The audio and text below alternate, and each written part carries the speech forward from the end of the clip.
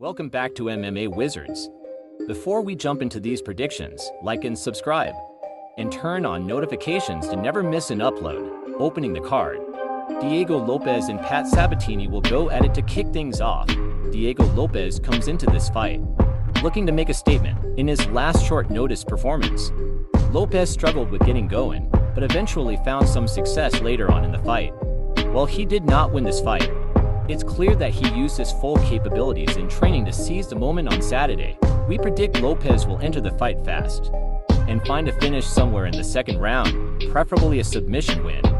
Looking at the technical aspects of the fight, both Lopes and Sabatini are solid in their own right, but we believe the difference will be the high-level grappling of Diego Lopes. What do you think about this matchup?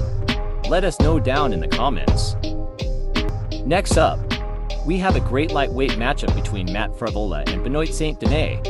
Both fighters have dangerous finishing capabilities, but Matt Frevola as of recent has looked better than ever, beating guys like Drew Dober, Ottman Azader, and Terrence McKinney. An underdog pick seems right here for Matt Frevola. We think he can get it done in under 3 rounds.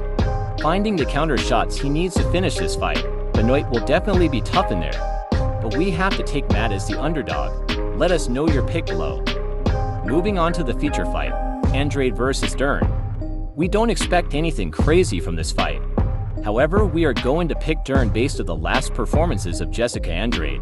The judges also seem to have a bias towards Dern, which just tells us that if this fight goes to decision, Dern will probably swing in their favor. We'll take Dern by second round submission. Now time for what everyone has been waiting for. Sergey Pavlovich and Tom Aspinall in a 5-round interim title fight. It doesn't get much better than this. With John Jones recently falling off the card, I think it's safe to say they found the right replacement. The odds on this one are almost even, with most fans picking Aspinall. We feel like Sergey isn't getting the credit for what he's done. Sure, nobody moves like Aspinall, but nobody in the heavyweight division seems to have the boxing IQ of Pavlovich, and we can go in circles all day, using MMA math to prove that Sergey hasn't fought anyone like him. But the real argument here should be explosiveness versus speed and how long the two of them can keep that up. It might seem like off the bat Aspinall has better mechanics because of how fast he is, but he is also going to have to deal with a master in his own right. Pavlovich is outstanding at holding his ground and winning exchanges when opponents get sloppy, but Sergey has to be careful and manage his own aggression. If he doesn't, he might just have a rude awakening. Tom Aspinall is one of the fastest snipers in the heavyweight division right now. We'll see who can impose their game plan better. And the fun thing with heavyweights is it doesn't take much for a knockout. We're going to call a 3rd round knockout for Pavlovich. May the best man win, and we can't wait to see it.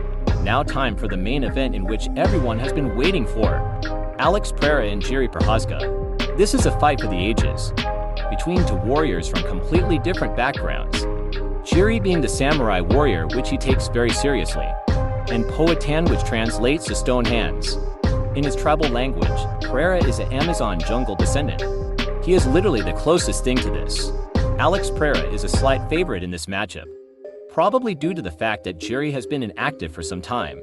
If this was a fresh Jiri who hadn't got injured, this fight might have a different narrative. Alex has been so active in the past year that we can see why he is the favorite.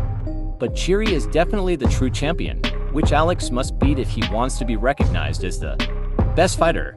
I think this matchup will make both guys cautious early, but we can see Pereira being much sharper in every step he takes towards winning.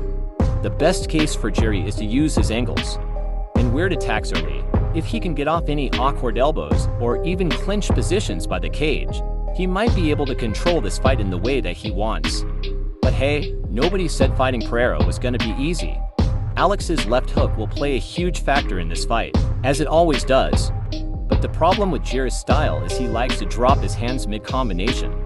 People like to argue that Alex does that same, but he is much better at keeping his hands up.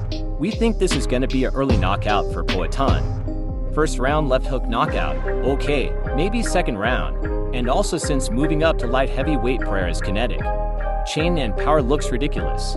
We expect great fights from UFC 295.